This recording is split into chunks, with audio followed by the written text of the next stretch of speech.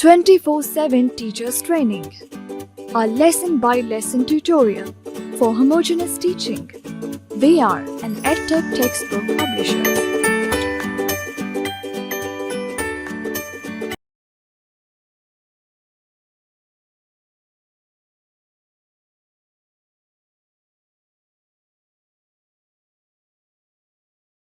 السلام علیکم محترم ٹیچر، سنومین پبلشرز کی جانب سے خوش آمدید۔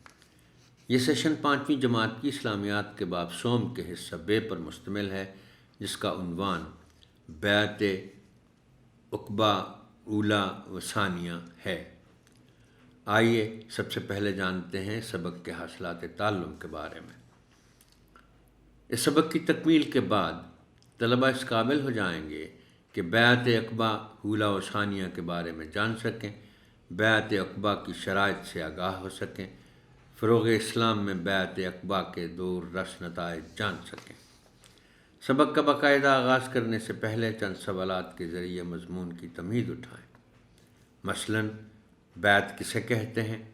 کیا آپ نے کبھی بیعت عقبہ کے بارے میں سنا ہے؟ طلبہ کی حوصلہ افزائی کریں تاکہ وہ جواب دینے کی کوشش کریں۔ سبق کا باقاعدہ آغاز کریں اور طلبہ کو بیعت کے معنی اور مفہوم بتائیں۔ انہیں بتائیں کہ اولیٰ کا معنی ہے اول یعنی پہلا یا پہلی، اور ثانیہ کا معنی ہے دوم یعنی دوسرا یا دوسری۔ مزید بتائیں کہ عقبہ مکہ مکرمہ کے قریب ایک گھاٹی کا نام ہے۔ اگر مکہ مکرمہ اور اس کے اطراف کا نقشہ میسر ہو تو نقشے پر اس گھاٹی کی نشاندہی کریں۔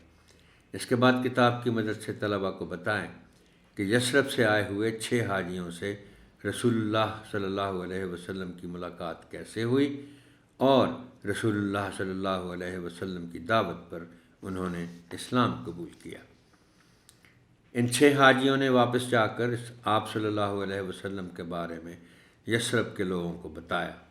یثرب مدینہ منورہ کا پرانا نام ہے۔ طلبہ سے سبق کے اس حصے کی پڑھائی بھی کروائیں۔ سرگرمی: نقشے کی مدد سے طلبہ سے مکہ مکرمہ، منی کے میدان اور مدینہ منورہ کی نشاندہی کروائیں۔ کتاب کی مدد سے طلبہ کو بتائیں کہ نبوت کے 12ویں سال حج کے موقع پر مدینہ منورہ سے آئے ہوئے 12 مزید لوگوں نے اسلام قبول کیا۔ اس موقع پر ان لوگوں نے رسول اللہ صلی اللہ علیہ وسلم کے ہاتھ پر بیعت کی۔ اسلامی تاریخ میں اسے بیعت عقبہ اولیٰ کے نام سے یاد کیا جاتا ہے۔